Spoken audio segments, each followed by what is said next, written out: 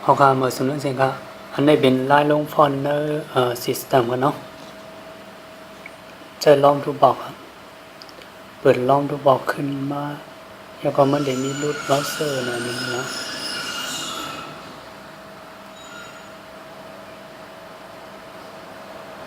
อันนี้เนาะเมื่อกี้เขาเอาฟอนต์สกีเจ้าของมันอะไรฟอนต์สกีนะครับเนาะเอาฟอนต์สกีแล้วดังฟอนต์ใน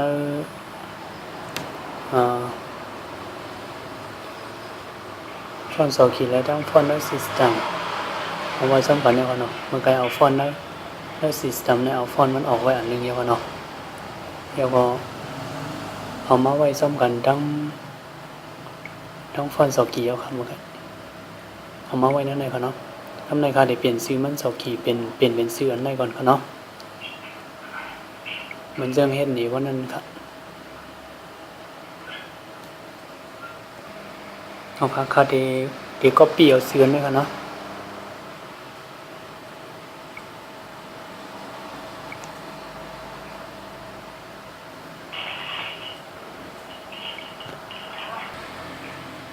เอาครับก็เปลี่ยวจังไหนเอามาเป็นชื่อตัวนั้นครับเนาะ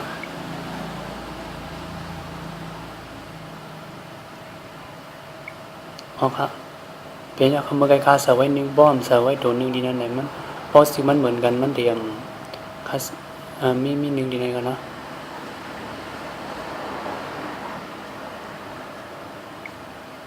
กำมันเดียมเหมือนกันทั้งตัวนั่นกันเนาะอันนี้เป็นฟอนต์สกีกันเนาะคำในค่ะเดี๋ยว copy มาไว้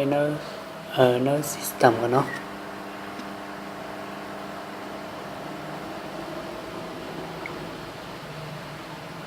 เข้าที่ system กันเนาะแล้วก็เข้าที่ฟอนต์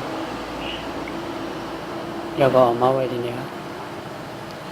วาง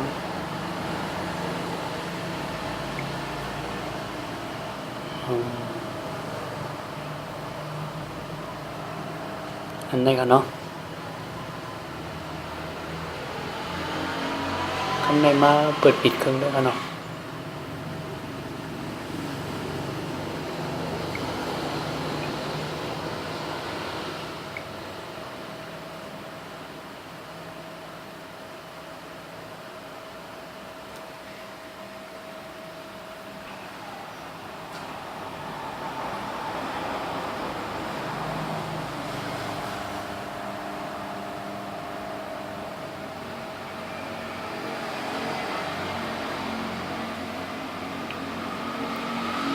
เอาครับเครื่องมันขึ้นอยู่กันเนาะมันก็ว่าเฮ็ดอะไรนี่กันเนาะมันเข้าวันได้มันเด่มเป็นสังกันเนาะ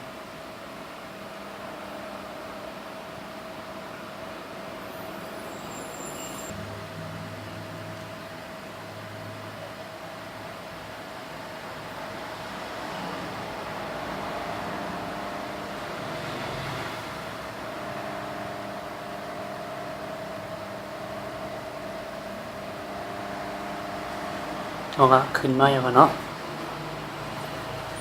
คำใน3ด้วย2มันเดอันฟอนต์สกี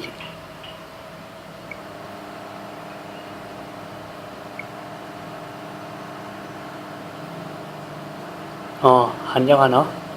เป็นฟอนต์สกีอยู่เนื้อตัวเครื่องยาวกันเนาะเข้ามาด้วยทีเนื้อ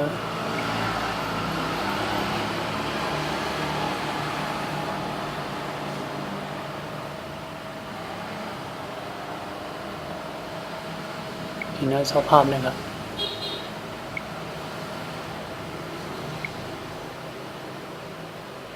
เอาในขณะอ่ำไรเลือกโซกีไว้กันเนาะ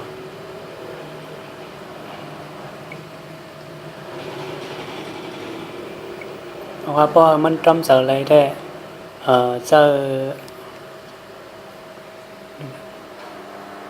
จะลองทุบปอกกันเนาะ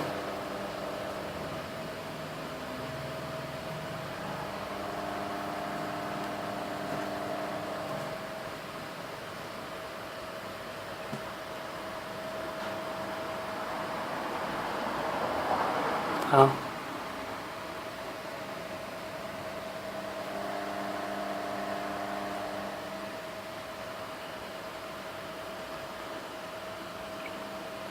จะลองทุกบอกเสียก็เปลี่ยนเป็นซื้อฟอนต์ตัวละตัวนึงเปลี่ยนเป็นซื้อฟอนต์เบิ่นเสียก็มาเฮ็ดกันเนาะ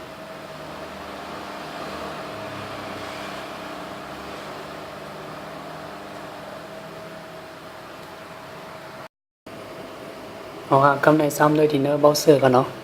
สมมันเดียนฟอนต์สกี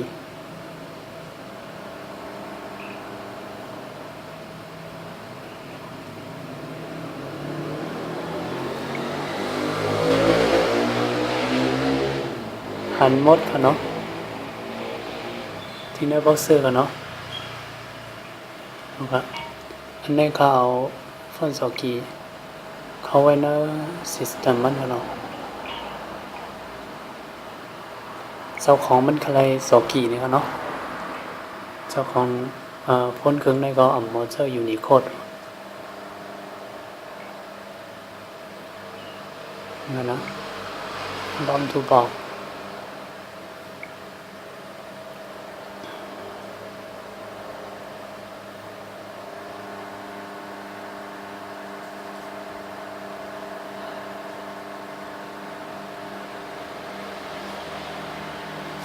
เอาฟอนต์สกีไว้ใน